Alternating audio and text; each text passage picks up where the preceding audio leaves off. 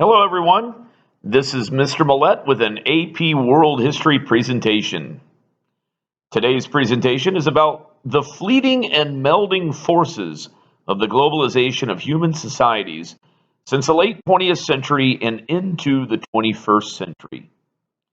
It is in this contemporary era when humanity became self-aware of its need to cooperate amongst its societies and its environment, as well as its desire to retain each society's unique qualities, values, and visions.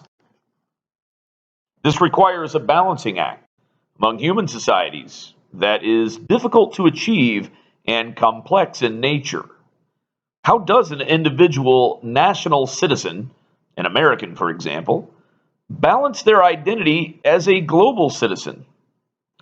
How does an individual preserve their culture, their life ways, their quality of life in a world whose human inhabitants are more knowledgeable, more connected, and more aware of how the other lives?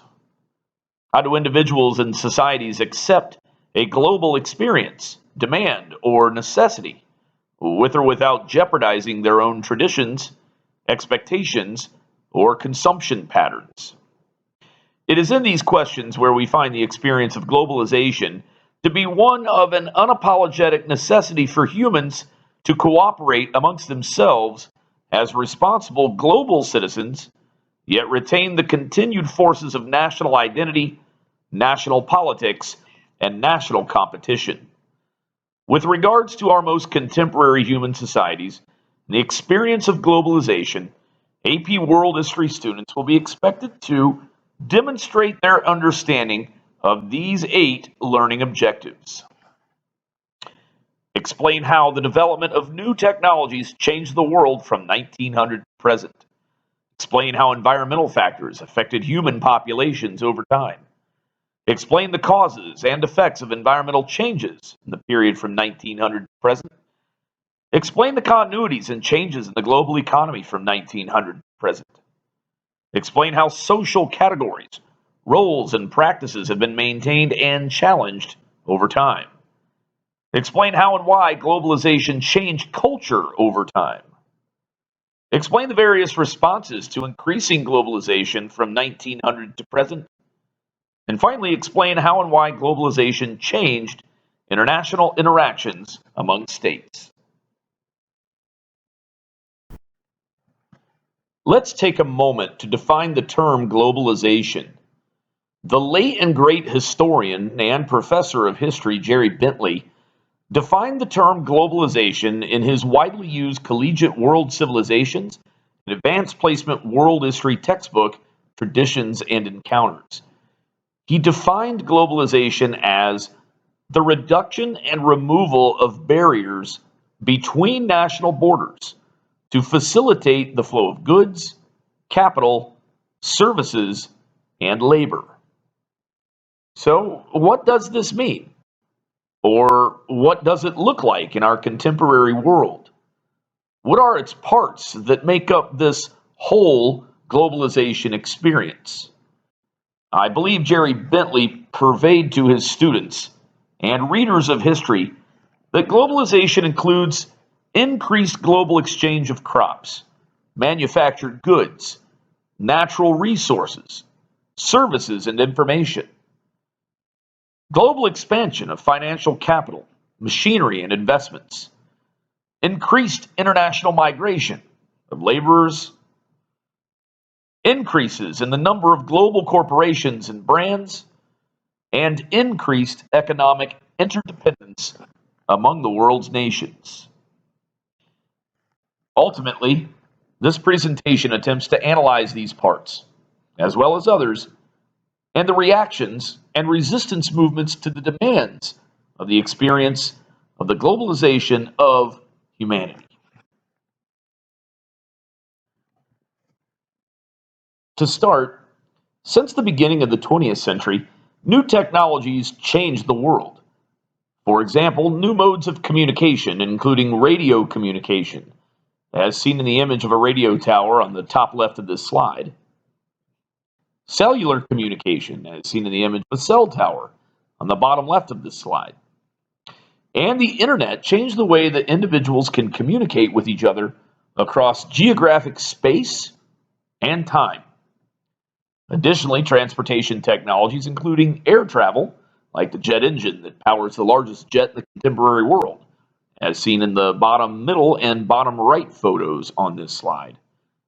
And shipping containers, like the world's largest container ship, seen in the image on the top right of this screen, have all reduced the problem of geographic distance between and among individuals and societies.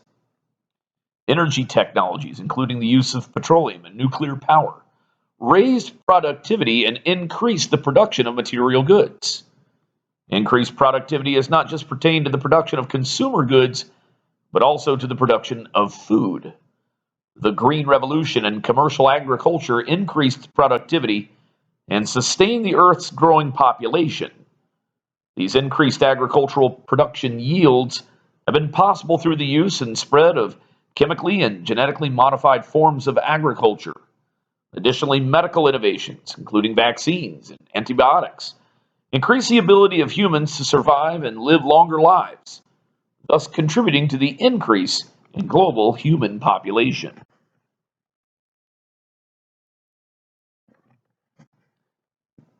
Let's refocus on these communicative and transportative technologies just a bit longer.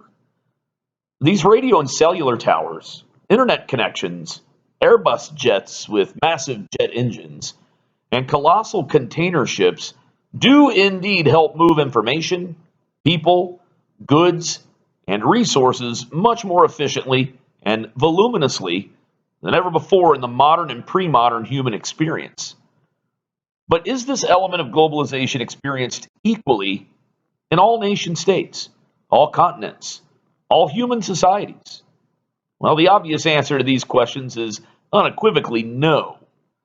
So, if not all nation states, continents, and human societies have access to these technologies, then which ones do? What makes them more equipped? How does that affect their role in this globalizing 21st century?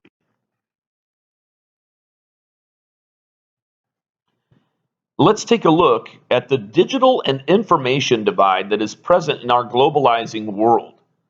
Focusing on radio communication, you can see that the United States has over 15,000 functioning terrestrial radio stations that are broadcasted on AM and FM waves.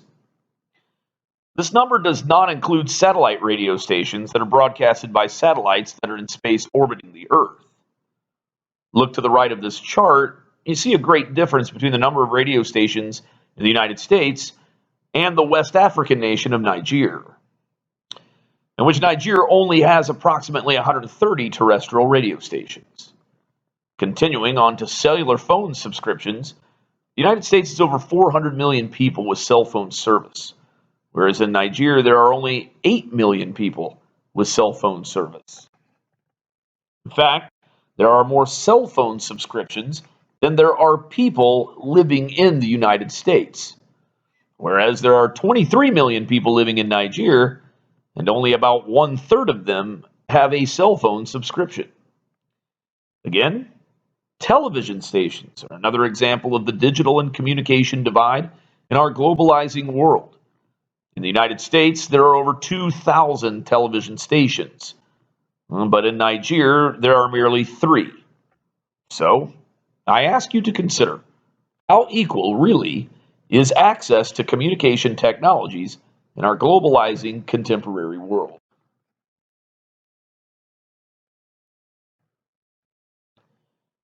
Continuing with our look at the digital and information divide in our globalizing world, let's take a look at the divide in internet access. Again, let's look at the United States and a different African nation state, the Central African Republic, and see the great divide present in this comparative study. The United States has over 285 million internet users, whereas the Central African Republic merely has approximately 250,000 internet users. There is also a disparity between the United States and the Central African Republic with regards to fixed broadband subscriptions. In the United States, there are more than 110 million broadband subscriptions, whereas in the Central African Republic there are merely 608 broadband subscribers. Again, I ask you to consider how equal really is access to communication technology in our globalizing contemporary world. Consider too, why does this divide matter? What does this divide mean for Americans versus, say, those of nation states like the Central African Republic or Nigeria?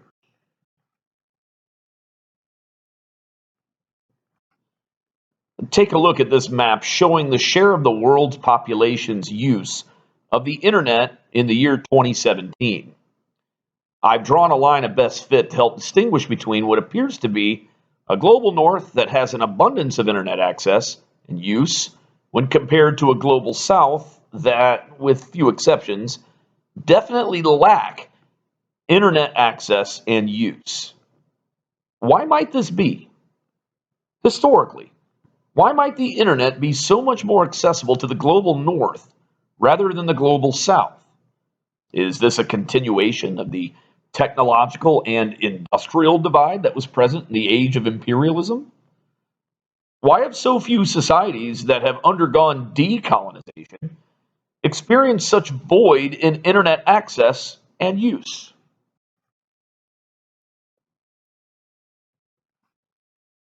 This divide is not just present in communication technology, but also in transportation technologies. Let's continue comparing the United States with the Central African Republic, but this time with regards to transportation technologies. First, it is to be noted that the United States has over 13,000 airports, while the Central African Republic has only 39. Of those 39 airports in the Central African Republic, only one has paved runways, while the United States has over 5,000 paved runways. As well, the United States has 99 registered air carriers that are essentially companies or organizations that are registered for legal air transportation. The Central African Republic has only 2 air carriers.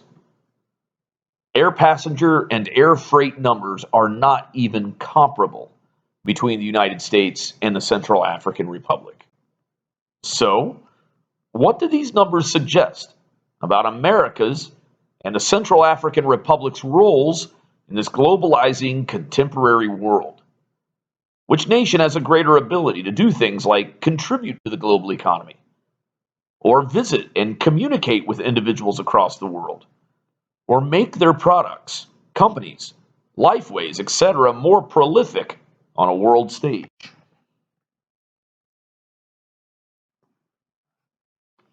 In our contemporary world, it cannot go unnoticed that the term globalization is not synonymous with the term equality.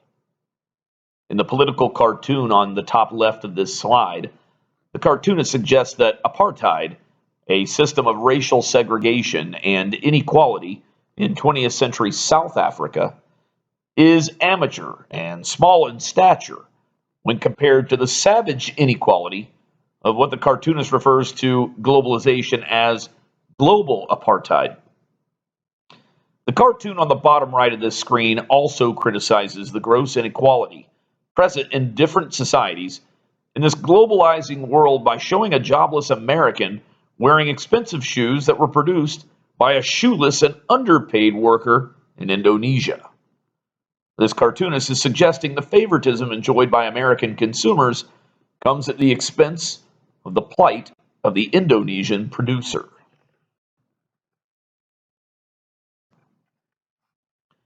Global economists are quite aware of this technological and economical divide between the global north and the global south in the contemporary world. In fact, those economists have defined a fairly rigid global economic hierarchy, as seen in this chart on this slide. Let's take a look at this chart from the bottom up. Nations whose economies are predicated upon the production of natural resources and agriculture are considered to have primary industries. Basically, if a product or resource is grown out of the ground, feeds from the ground, or is extracted from the ground, then that product is a primary product. Consider, geographically, where most of the world's nation states are that rely on primary industries. The Global South. Nation states whose economies are predicated upon the production of finished and refined products are referred to as secondary industries. These economies include industries such as dairy, clothing, furniture, and petroleum production. Nation states with tertiary industries include economies that are predicated on providing necessary services, such as trucking or distribution, plumbing, and banking. Finally, the most advanced economies in our globalizing world have quaternary industries. These industries include economies whose professionals provide specialized skills like information research, administrative and managerial services, and accounting services. Consider, for nation states to have reached quaternary industries, there must be a high level of access to and use of both communication and transportation technologies. Global economists also utilize economic indicators to gauge the economic divide that is present in our globalizing world. For example, a nation's gross domestic product, which is the measure of a nation's production of goods and provision of services during one year, is an indicator to the productivity and prosperity of a nation's economy and can be used to compare that productivity and prosperity with other nations' economies. For example, the United States most recently had a GDP of more than $20 trillion, whereas Niger most recently had a GDP of approximately $28 billion. GDP per capita is another indicator that global economists can use to determine the consumption patterns and quality of life within nations and compare those characteristics between and among nations. GDP per capita is taken by dividing the nation's GDP by the nation's population. Comparing the United States and Niger, Americans enjoy a GDP per capita of over $62,000, whereas citizens in Niger experience a GDP per capita of just slightly over $1,200. Consider how much more access to goods and services do American citizens have when compared to citizens in Niger. Do you think the economic and digital divides are a cause of this disparity? Take a moment and study some of the listed nations and their GDP and GDP per capita data. Do you see any trends in this data for these selected nations? On this slide, you can see some of the characteristics of our world's most developed economies. High GDP per capitas, high literacy rates, and long life expectancies are just some of the characteristics of these most developed economies.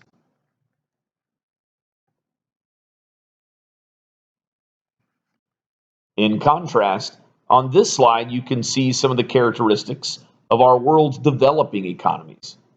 Low GDP per capitas, low literacy rates, and short life expectancies are some of the characteristics of these developing economies.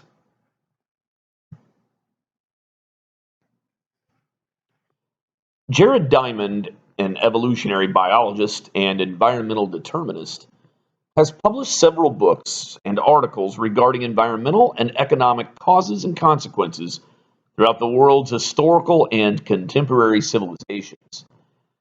For example, Diamond authored the book Guns, Germs, and Steel and explained primal and environmental factors that led to a rapid pace of civilization in places like Asia and Europe as compared to the rather slow pace of civilization in the Americas, and ultimately the fate of human societies by the time of the early modern period in world history.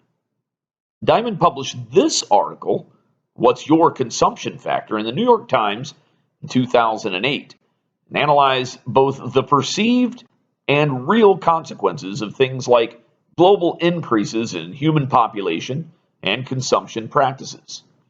In this excerpt, Diamond looks at population growth in a nation like Kenya, which is dealing with rapid population growth today.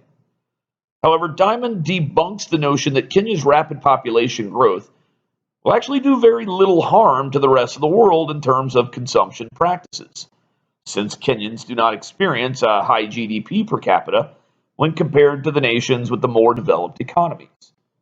He stated that the population, especially of the developing world, is growing, and some people remain fixated on this.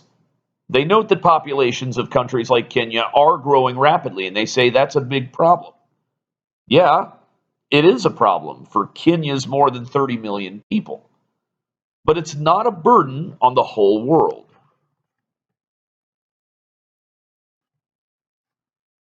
On this slide, Diamond continues with his explanation of the point he made about Kenya's rapid population growth and its minimal impact it would have on the world's resources. Here he also compares Kenyan consumption rates with that of American consumption rates and elaborates on how little global impact Kenyans have on global consumption practices when compared to American consumption practices. In answering the question regarding why Kenya's rapid population growth will not be a global burden, he stated, because Kenyans consume so little. The real problem for the world is that each of us 300 million Americans consumes as much as 32 Kenyans. With 10 times the population, the United States consumes 320 times more resources than Kenya does.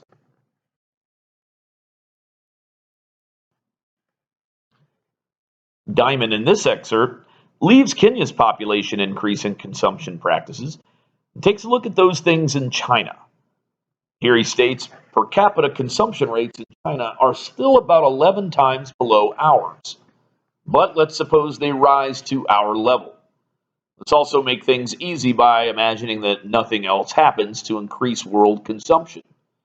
China's catching up alone would roughly double world consumption rates. Oil consumption rates would increase by 106%, for instance, and world metal consumption by 94%. We Americans may think of China's growing consumption as a problem. The Chinese are only reaching for the consumption rate we already have.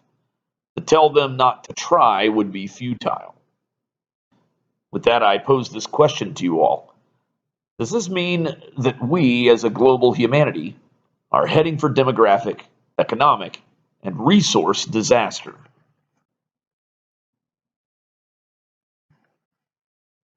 Diamond answers this question by defining a global and national reality in this globalizing world.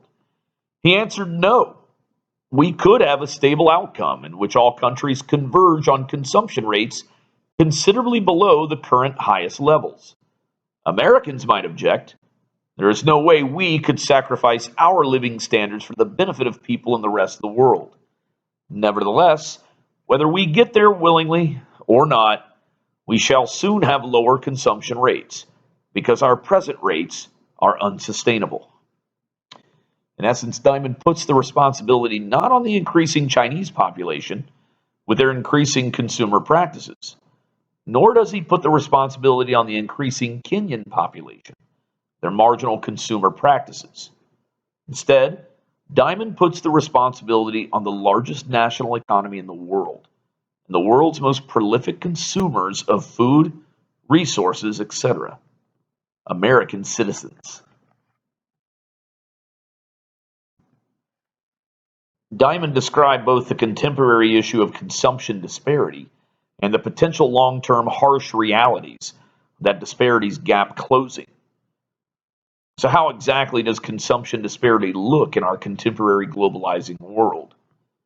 On this slide, you can see a photo spread of 4 families from 4 different nations: the United States, Chad, France, and Ecuador. Study these photos and consider the consumption disparity with regard to these families' consumption of processed foods, fresh foods, clean water, floor space, electricity, consumer products, and even the societal disparity in family size. Which lifestyles are sustainable? Which lifestyles are less sustainable? Which lifestyle is wasteful? Which lifestyle is not?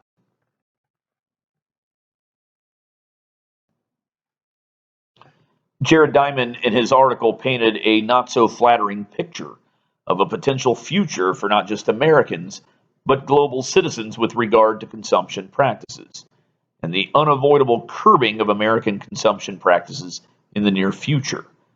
He also highlighted the division and disparity in consumption practices between the most developed economies of nations like the United States with developing economies like those of Kenya and China.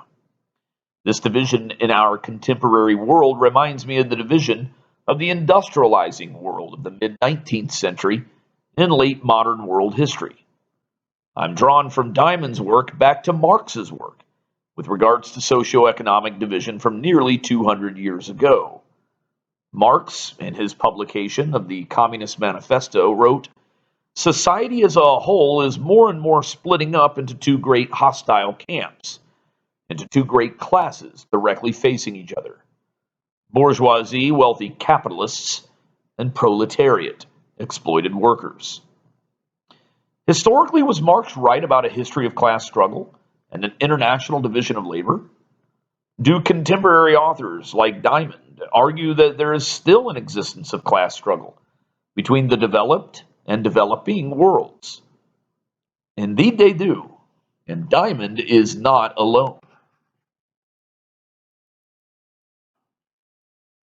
Author and journalist Thomas Friedman published his book, The Lexus and the Olive Tree, in 1999. And in that book, he provided a metaphorical look at the socioeconomic division within our contemporary world. However, he also recognized that the forces of globalization, what he refers to as the Lexus, is in a struggle with the forces of local or national cultural values and lifeways, or what he refers to as the olive tree. He wrote, "Olive trees are important. They represent everything that roots us, anchors us, identifies us, and locates us in this world, whether it be belonging to a family, a community, a tribe, a nation, a religion, or most of all, a place called home. It, the Lexus, represents an equally fundamental age-old human drive, the drive for sustenance, improvement, prosperity, and modernization, as it is played out in today's globalization system. The Lexus represents all the burgeoning global markets, financial institutions, and computer technologies with which we pursue higher living standards today." In essence, like Marx nearly 200 years ago, Friedman notes a sort of class struggle, one also predicated on socioeconomic differences, but also one equally predicated on economic and technological disparity in our globalizing world.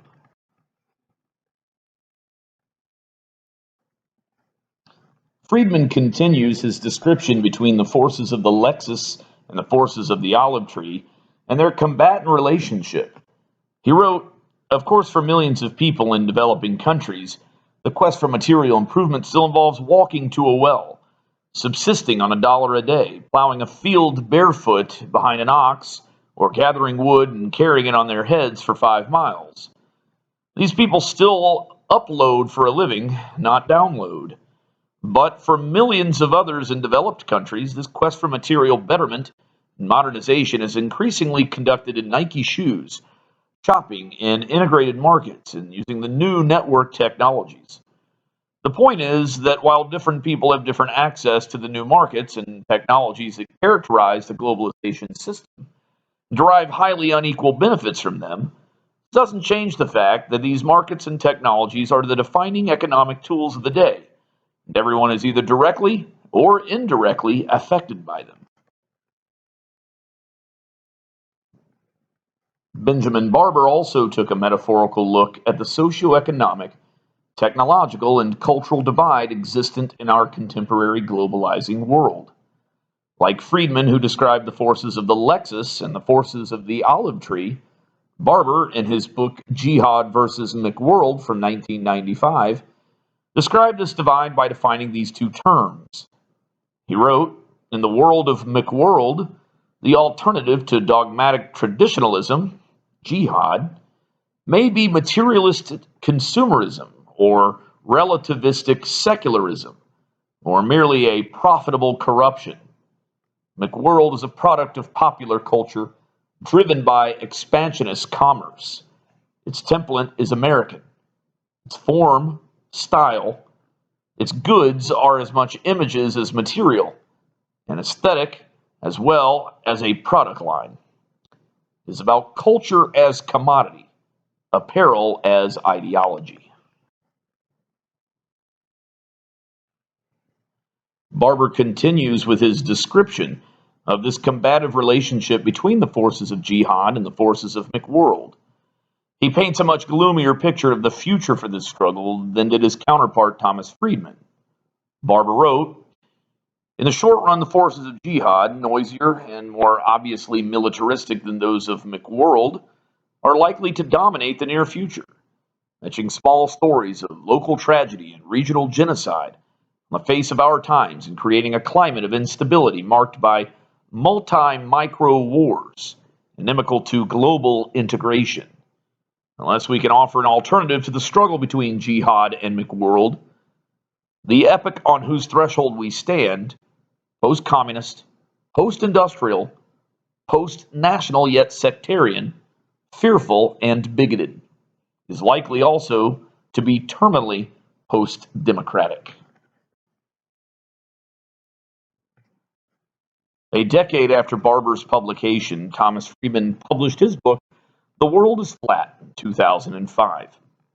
Here, Friedman readdresses the global disparity in our contemporary world, but provides an explanation of the flattening of the world to be a metaphor for the economic and technological reach the forces of globalization have had on places that were, and still are, developing nations and are not quite to the status of developed nations.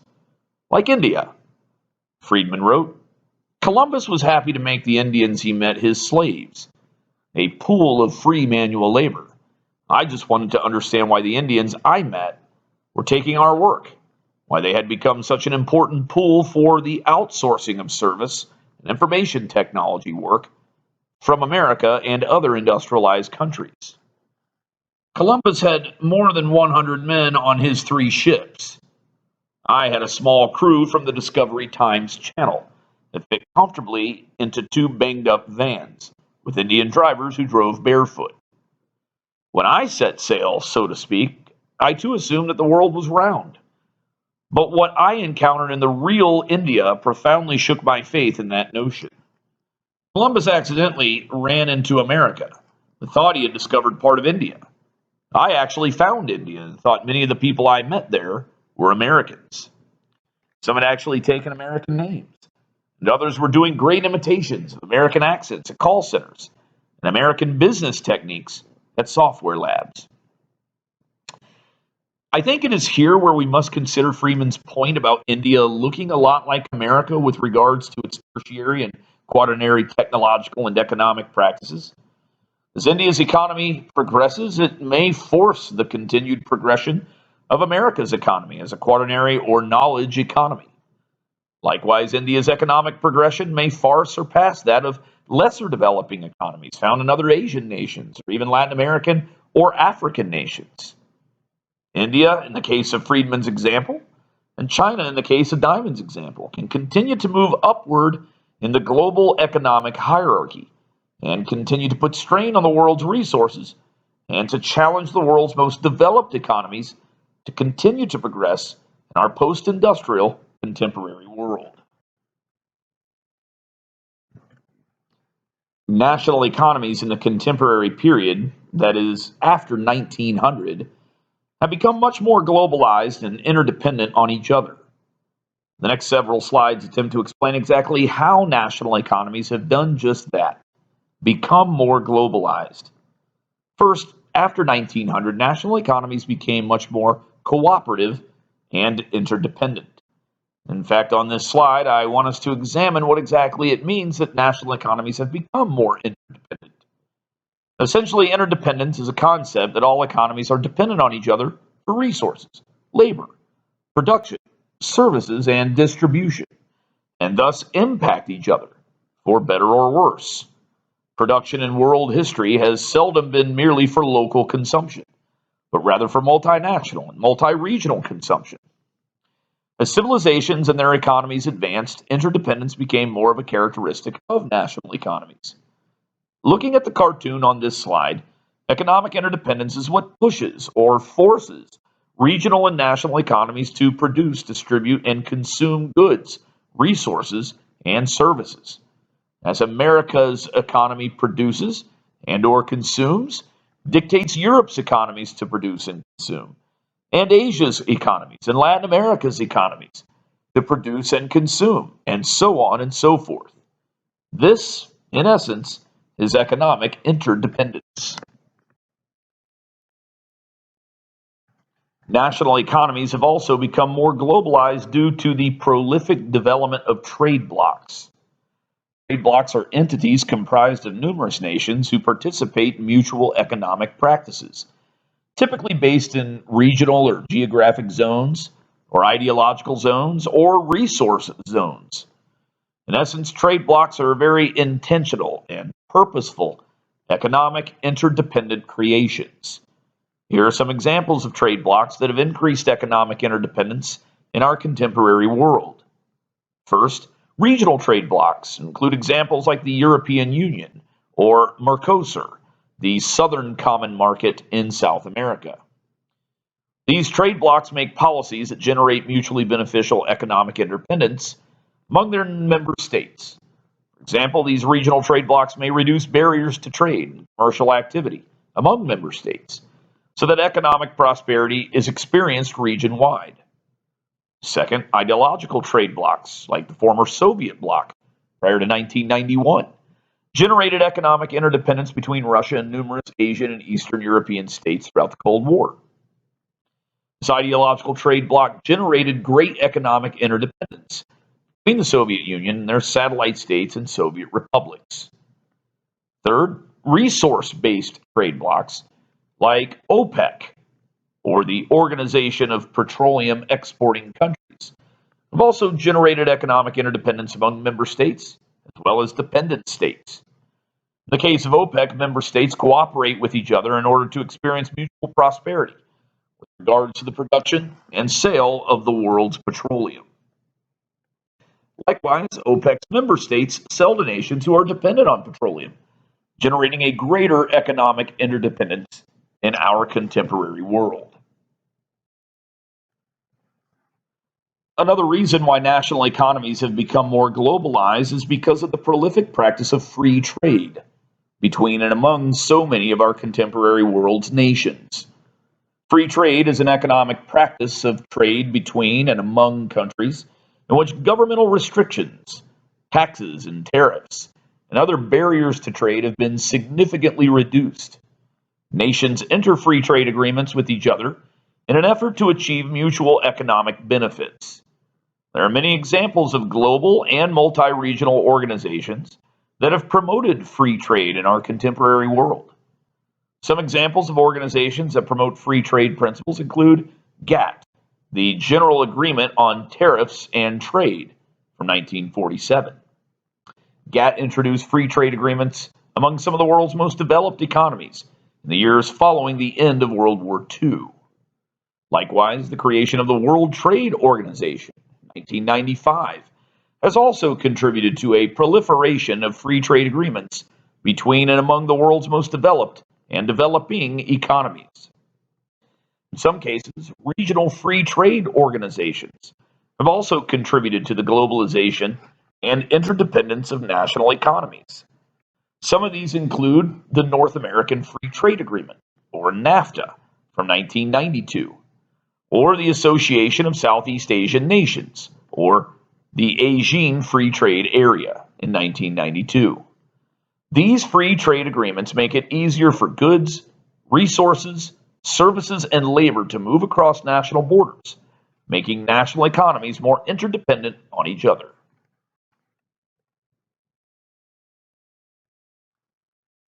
Yet another reason as to why national economies have become more globalized is because of the encouragement of free market policies and practices by the heads of state and their governments in some of the most productive and commercially active nations in the contemporary world.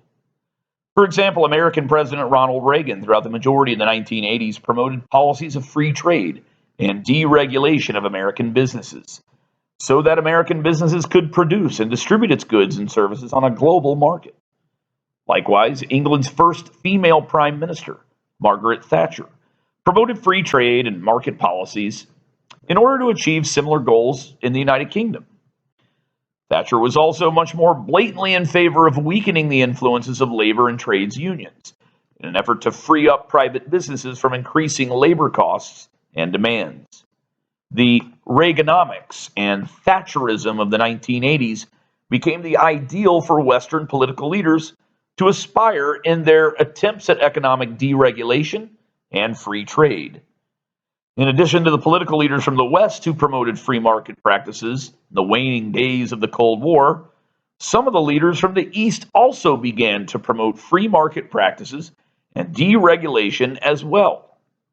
Let's face it, for large nations with large economies like China and Russia, reintroduction into the global economy meant undoing their traditions of centrally planned command economies and invoking policies of free market practices.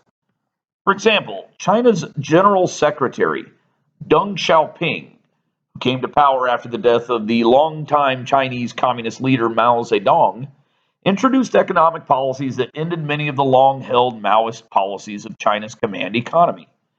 Deng Xiaoping promoted the opening of the Chinese economy to the rest of the world, reintroduced China as a production giant in the contemporary world. Similarly, the last of the Soviet leaders during the Cold War, Mikhail Gorbachev, in his economic policies of perestroika, sought to end Russia's centrally planned command economies and liberalize production and distribution practices in Russia in the final years of the Cold War. Similarly to Deng Xiaoping, Gorbachev helped to reintroduce Russia into a larger global economy, rather than have Russia remain loyal to its ideological trade bloc. Economic globalization, expedited by increased economic interdependence and the promotion of free trade, has not come without criticism and reaction in our contemporary world. Critics of free trade call out its dismissiveness to labor rights, labor wages, and environmental and resource use. For proponents of free trade, the end goal is the fiscal bottom line, the profit that free trade enables a company. For its critics, free trade enables businesses to ignore the rights of laborers and even take advantage of nations who do not have labor laws and restrictions. Likewise, critics of free trade claim that businesses take advantage of lax or non-existent environmental regulations and restrictions. That is where the fair trade movement has come in as a direct response to free trade's economic, societal, and environmental consequences. Fair trade is an economic practice of trade between and among countries, which includes policies that prohibit and severely limit the uses of coerced and child labor, resource depletion and environmental degradation, and animal testing. For example, the World Fair Trade Organization, established in 1989, promotes fair trade policies and actually certifies businesses who comply with its fair trade policies. Granted, fair trade does not prioritize a business's bottom line or profit. Rather, fair trade certified companies prioritize other things, such as the well-being of laborers, protecting the environment and its resources. Therefore, the cost of business is much greater for companies who comply with fair trade policies. Let's take a look at the chocolate industry, for example. I've listed on this slide chocolate producing companies who are and who are not certified fair trade companies. On the left side are the very well-known chocolate producing juggernauts. Hershey, Mars, Nestle, and Lindt are globally popular chocolate brands that are recognizable around the world. However, the prolific production, distribution, and consumption of these companies' products are possible through the active policies of free trade. These companies produce and market their products with the primary goal of earning a profit. Furthermore, these companies and their processing and supply chains are virtually unregulated, especially since these companies have the technology and capital to outsource labor and production into nations that virtually have no regulations. Within their supply chains, it is nearly impossible for these companies to guarantee that coercive labor or child labor is not being used in the processing of their products. That means consumers of these products increase the demand for these products, and ultimately contribute to a system that could potentially be characterized by coerced or child labor, environmental degradation, and genetic modifications. On the right side of this slide, I have listed some of the chocolate companies that are certified fair trade companies. These companies have chosen to endure the increased costs of doing business as a fair trade company.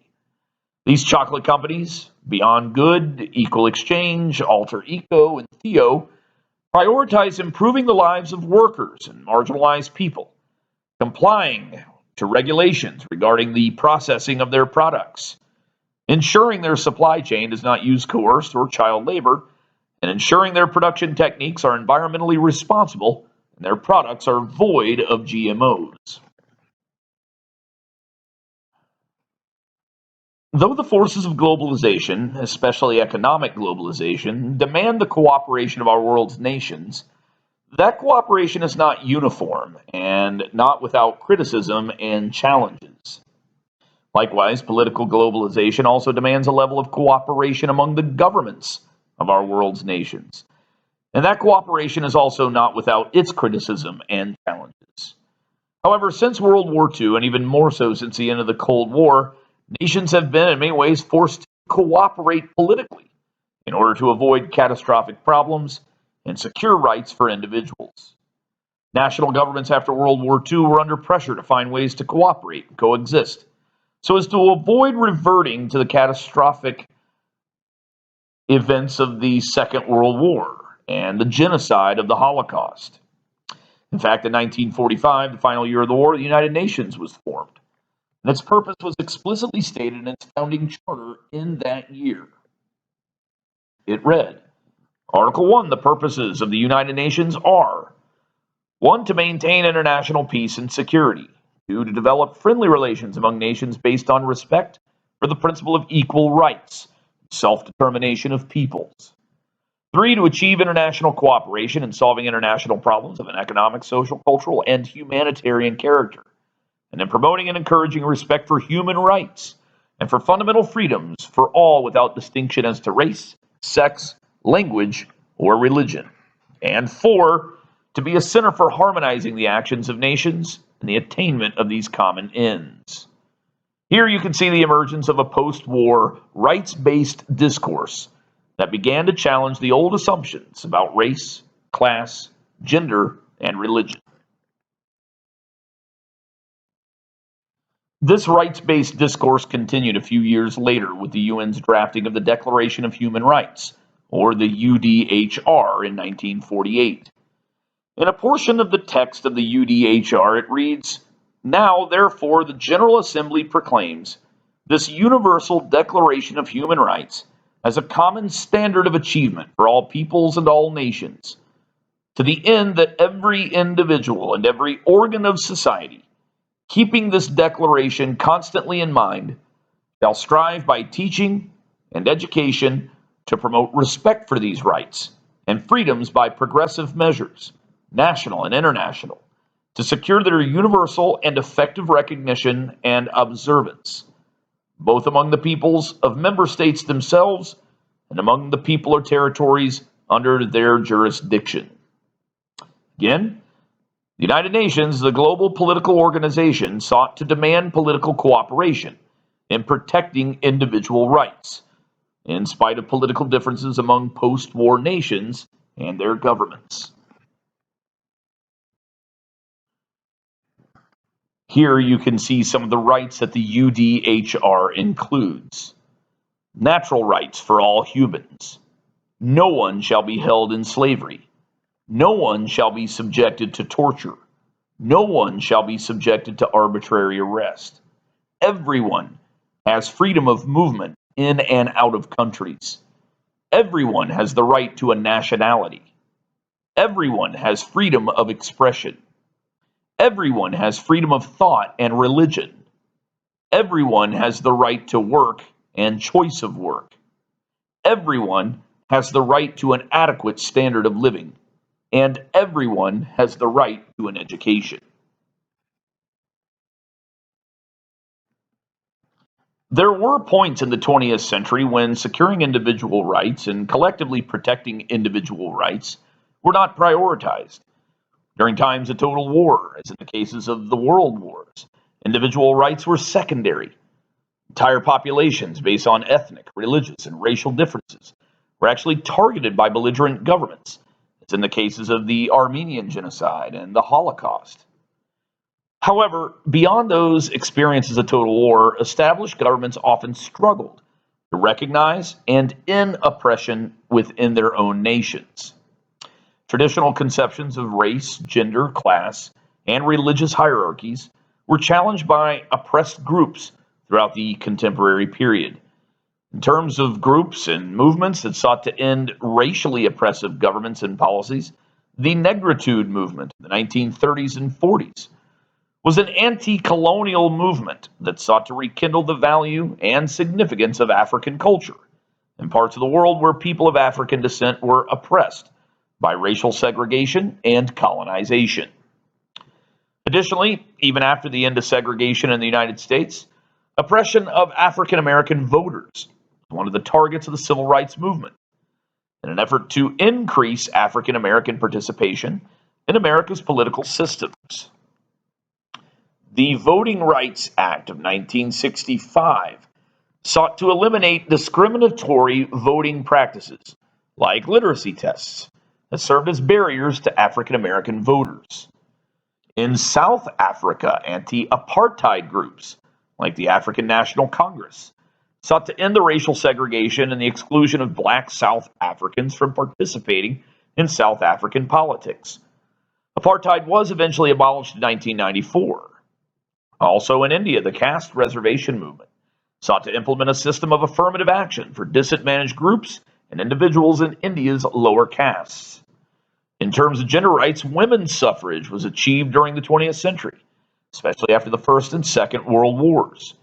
The securing of voting rights and property rights for women is oftentimes referred to as first wave feminism. Once first wave feminism succeeded in allowing women to participate in political systems, especially during the second half of the 20th century, nations would experience their first elected or appointed non-monarchical female heads of state. Later in the 20th century, second wave feminism occurred. Second wave feminism occurred in Europe and America between the 1960s and 1980s. In contrast to first wave feminism, which focused on women's suffrage and property rights, second wave feminism focused on a broader range of issues to include sexuality and sexual orientation, women in the family, women in the workplace, reproductive rights, de facto inequalities, and official legal inequalities. It focused on critiquing the patriarchal institutions, cultural practices throughout society.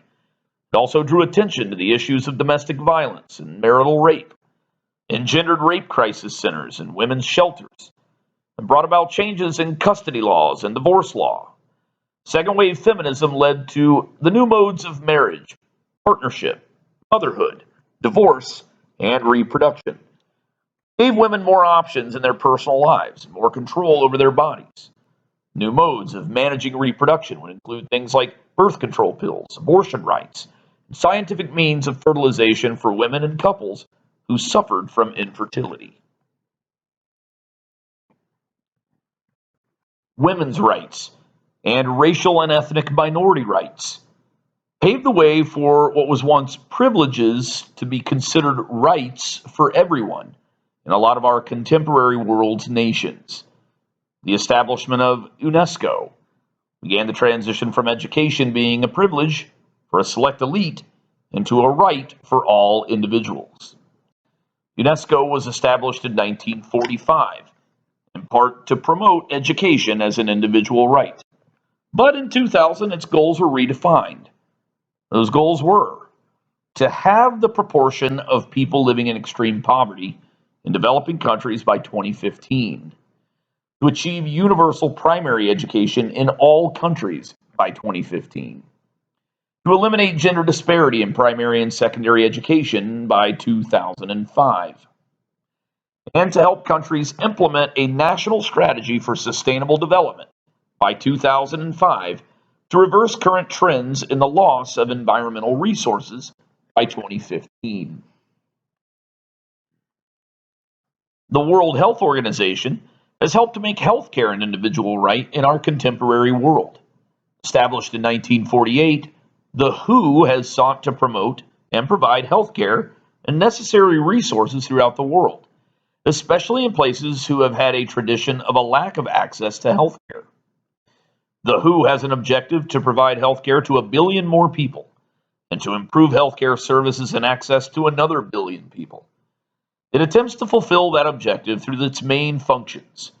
Those functions include providing leadership on matters critical to health and engaging in partnerships where joint action is needed, shaping the research agenda and stimulating the generation, translation, and dissemination of valuable knowledge, setting norms and standards, promoting and monitoring their implementation, articulating ethical and evidence-based policy options, providing technical support, catalyzing change and building sustainable institutional capacity, and monitoring the health situation and assessing health trends. In our contemporary world, the WHO has found itself at the helm of global leadership in combating the complexity of contemporary diseases. When the WHO seeks to reduce or eliminate disease, especially focused on impoverished nations, diseases that affect our world's most impoverished societies include malaria, tuberculosis, cholera, and measles. The WHO also seeks to provide services to help mitigate and eliminate emergent epidemic diseases, such as influenza, Ebola, HIV and AIDS, and most recently, COVID-19. The WHO also provides education and preventive measures for diseases associated with lifestyle changes and increased life expectancies. These include diseases such as heart disease, diabetes, dementia, and cancer.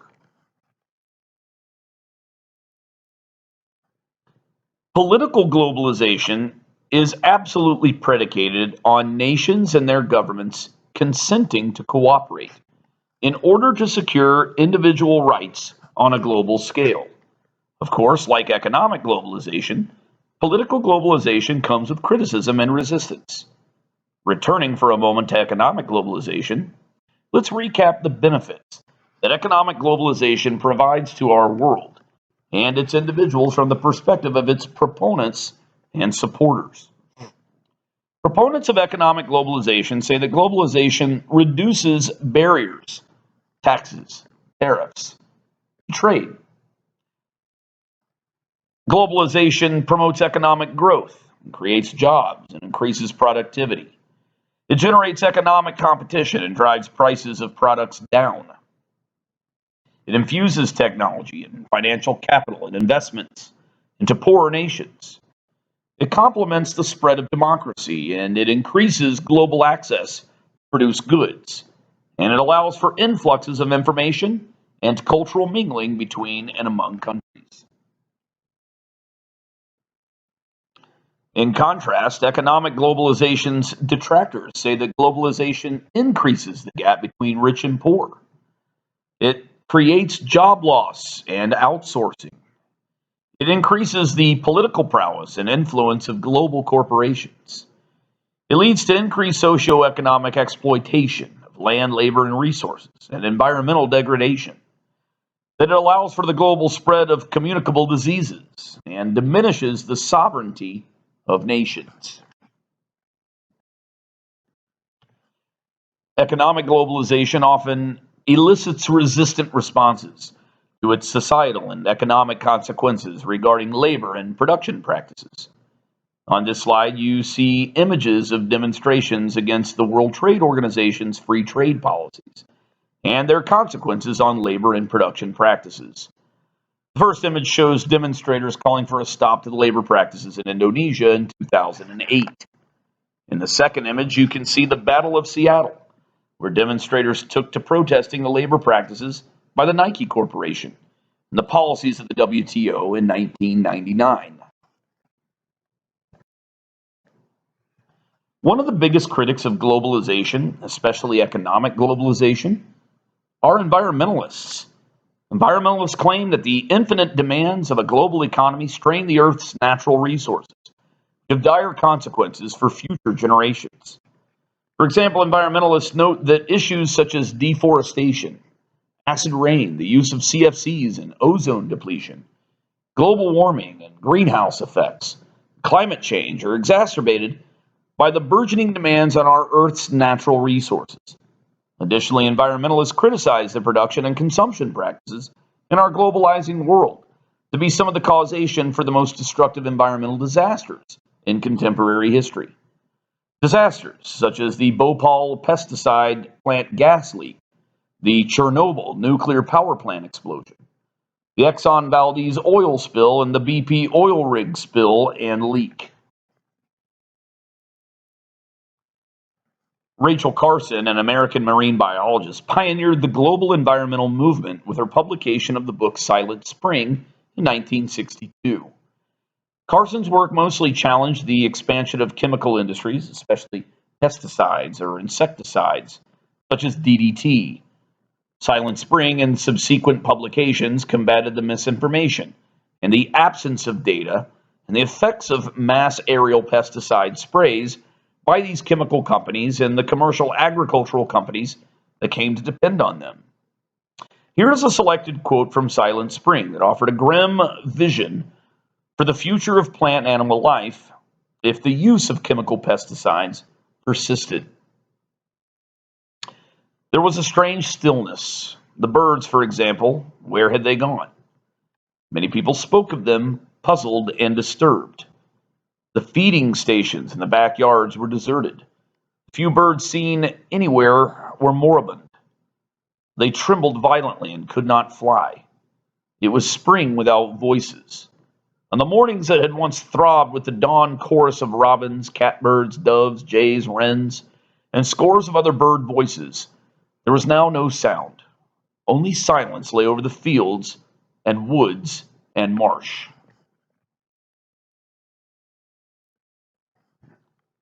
A decade after Silent Spring's publication, the Club of Rome, an environmental NGO that includes a host of former European national leaders and heads of state, published a study titled The Limits to Growth in 1972. This publication presented data and computer simulations that showed that the continuation of the increase in global economic demand and production and consumption practices could not be sustained, since it would indefinitely and inevitably deplete the world's resources. To choose an excerpt from The Limits to Growth, the authors wrote, 1. If the present growth trends in world population, industrialization, pollution, food production, and resource depletion continue unchanged, the limits to growth on this planet will be reached sometime within the next 100 years. The most probable result will be a rather sudden and uncontrollable decline in both population and industrial capacity. 2. It is possible to alter these growth trends and to establish a condition of ecological and economic stability that is sustainable far into the future. The state of global equilibrium could be designed so that the basic material needs of each person on Earth are satisfied, and each person has an equal opportunity to realize his individual human potential. As demands for industrial chemicals, nuclear power, and petroleum increased throughout the late 20th and early 21st centuries, large companies sought ways to improve production techniques so as to meet those global demands more quickly and more efficiently. All too often, human-caused disasters on the production side of things proved these environmental groups to be correct, the negative consequences of the globalizing economy. Yes, faulty production techniques and errors on the behalf of these large companies immediately caused some of the worst disasters in human history. But consider, had individuals and societies not so greatly demanded these chemicals and energy sources, then these plants, tankers, and offshore rigs would have never been produced. In 1984 in Bhopal, India, the Union Carbide pesticide plant accidentally leaked more than 30 tons of poisonous chemicals into the environment and local population. The disaster claimed the lives of more than 15,000 people and affected more than 600,000 workers in and near the plant. On this slide, you can see in the photo to the left victims of the Bhopal gas leak who were permanently blinded due to the exposure. To the right, you see a photo of a rather recent demonstration by mothers and grandmothers of children and grandchildren who perished in the accident. Yes, the plant and the companies who invested in the plant's production of the pesticides were at fault immediately for the spill. But as global demands for increased agricultural production yields occurred during the Green Revolution, commercial agriculture became dependent on chemical pesticides. Hence the global economic need for a plant like Bhopal to even exist. In 1986, one of the reactors in the Chernobyl nuclear power plant in the Ukraine exploded. This explosion caused massive clouds of nuclear fallout to accumulate over most of Europe. Immediately, in Chernobyl and surrounding towns, the fallout was so immense that people panicked and ultimately had to evacuate the area. The first photo on this slide shows the remnants of the reactor that exploded in the power plant. Entire towns near the power plant were bulldozed and blocked off from people returning to inhabit the area. Even today, the Chernobyl exclusion zone is monitored and severely limited with regards to inhabitants, workers, and visitors. Perhaps if not for the increased demands for nuclear power by Soviet bloc nations, the plant in Chernobyl would have never been built. The harsh realities of the Cold War necessitated that Soviet nations and Russia to compete with America in nuclear power production. Demand for petroleum caused petro companies to find ways to produce and distribute a ridiculous amount of product in the late 20th and early 21st centuries. American petroleum producer ExxonMobil and its shipping company utilized the Exxon Valdez, a large oil tanker, to distribute crude oil across the Pacific Ocean and into the economies that demanded oil the most.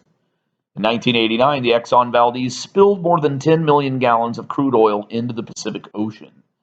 The spill killed hundreds of thousands of seabirds and other sea life. As the efforts to clean up the spill failed miserably, do so in a timely fashion.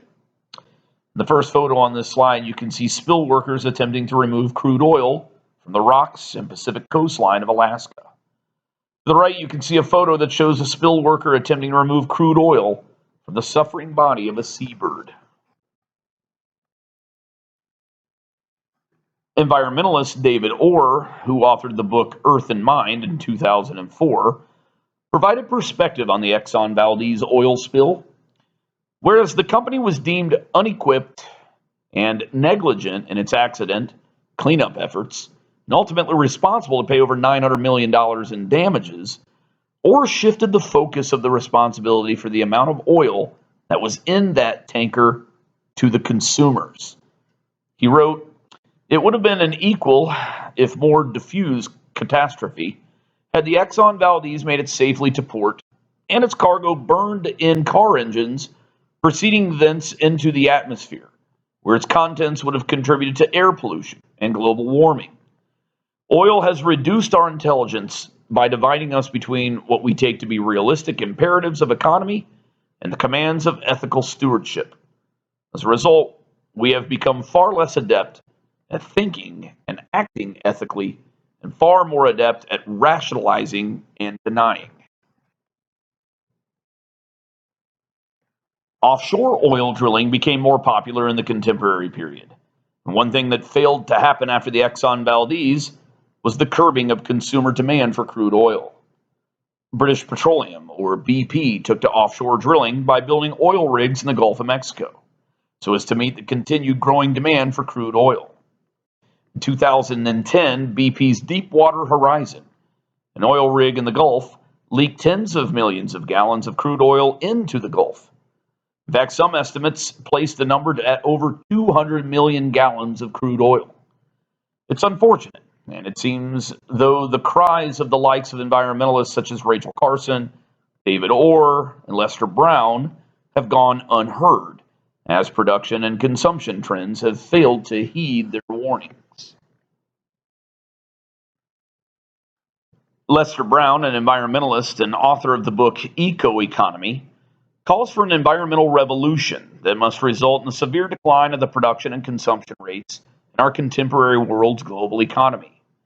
He wrote, "An economy that is in sync with the Earth's ecosystem will contrast profoundly with the polluting, disruptive, and ultimately self-destructing economy of today. Fossil fuel-based, automobile-centered, throwaway economy.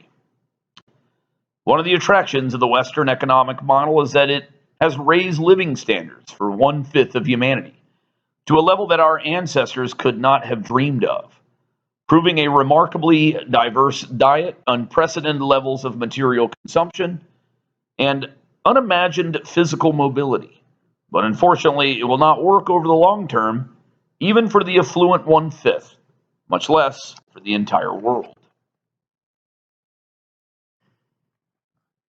According to Brown's book, his environmental revolution would be attainable if 1. Populations are stabilized via family planning and declining fertility. 2. The economy is restructured with taxes that are shifted away from income and wages and toward usage, like the use of emissions or water and electricity. Or if the economy is restructured through subsidies that are shifted away from revenue loss and toward environmentally sound practices. Or 3, changing the role of governments to prioritize environmental and ecological protection. And 4, changing the role of the media to prioritize the dissemination of information regarding environmental and ecological degradation. The work it takes to transition our global economy to an eco-economy does not sit solely in the hands of environmentalists and environmental organizations, but in the hands of governments, companies, and individuals. Probably the most recognizable and effective environmental NGO is Greenpeace. Greenpeace employs 3 large ships that are powered by wind and other green marine technologies. They are not powered by fossil fuels such as petroleum or coal. These ships move crews and Greenpeace members who are on missions to try to inhibit commercial operations that threaten the oceans and the environment. One of the Greenpeace ships, Esperanza, is featured in the photo to the left, on a mission near Greenland to disrupt commercial deep-sea oil drilling in 2011. To the right is an image of Greenpeace's Rainbow Warrior sinking, as it had been bombed by a covert operation by French government while it was on a disruptive mission near New Zealand. It is key to note here that economic and political cooperation has definitely led to a more globalized world. But to groups like Greenpeace, economic and political cooperation is not enough, and it is complicit in damages to the Earth's environment. What groups like Greenpeace want is more environmental cooperation by national governments, corporations, and individuals throughout the world, so as to offset the potential for continued environmental damage caused by such globalization. Earlier in this video, I made a point about globalization not equating to equality. That claim was predominantly supported by my showing you all the technological, communication, information, and digital divides that exist that empower some societies to have full access to the world, while others have little to no access to the world. That unequal access to world's markets, resources, and services have created drastic social, economic, and demographic inequalities in our contemporary world. These inequalities result in determining which societies can educate their citizenry or provide health care to their populations, or those who can demand goods and rights for those who only produce goods and are void of rights. These inequalities result in exposing which societies are equipped to handle infectious diseases and which ones are left to perish, or which societies can either produce green technologies and alternative energy sources, and which ones cannot or refuse to do so. Inequality in access to this globalized world is also apparent in the reach of cultures. For example, the culture of a nation that can access the world more efficiently and effectively can alter the world's cultures more efficiently and effectively. When we considered the term empire earlier in this course, we tended to consider it in the context of the existence of a militarily superior state that had the ability to take over or extend its political and potentially its cultural influences onto neighboring cultures. Globalization may be the vehicle for contemporary America to be that globalizing economic, militaristic, and cultural influence that alters so much of the world's cultures. To the left of this slide, you see the prolific expansion of the US military and its bases by the beginning of the 21st century. Since the end of World War II and throughout the Cold War and even in post-Cold War era, American military presence in the world has exponentially grown. However, America's globalizing influence is not just seen in its military presence, but also in its commercial, cultural, political, and intellectual presence. The map to the right shows the prolific expansion of McDonald's franchises throughout the world by the early part of the 21st century. It is apparent that Americanization, the act of non-American societies accepting aspects of American culture, is present in our contemporary world because of America's privileged and overwhelming access to this globalizing world. Author George Ritzer, who wrote the book The Globalization of Nothing in 2004, claimed that Americanization was the most prevalent cultural transformation in the world because America could simply outproduce and outdistribute its Americana when compared to other nation states like Russia, Japan, or Brazil. He wrote, Americanization is inclusive in all forms of American culture, institutional, political, and economic. For example, we can include under the heading of Americanization the worldwide diffusion of the American industrial model and the later global proliferation of the American consumption model, the marketing of American media, including Hollywood films and popular music, the selling of American sports such as NFL football and NBA basketball abroad, the transnational marketing of American commodities, including cola, blue jeans, and computer operating systems, the extensive diplomatic and military engagement with Europe, Asia, and South America, the training of the world's military, political, and scientific elites at American universities, the expansion of the American model of democratic politics, and the development and use of the international labor market and natural resources by American corporations. Americanization, much like other globalizing forces, does not come without responses of resistance and challenge. During the Cold War, the Soviet Union and its allies prioritized resisting and outlawing Americanization. China was not an open nation to the forces of Americanization at that time. Iranian and Cambodian revolutions prioritized transforming their societies into ones that resisted Westernization and Americanization. Violence-driven organizations such as Al-Qaeda and ISIS combat Americanization and Westernization and globalization through their acts of terror in the early part of the 21st century. However, challenges do not have to come in the form of such harsh and deadly means.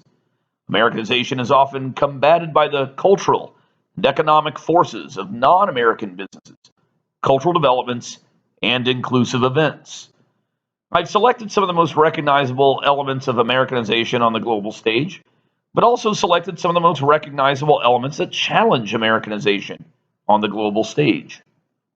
Yes, American rock and roll and hip hop have globalized, but reggae, music's prolific global diffusion, challenges American dominance of the world's taste in music.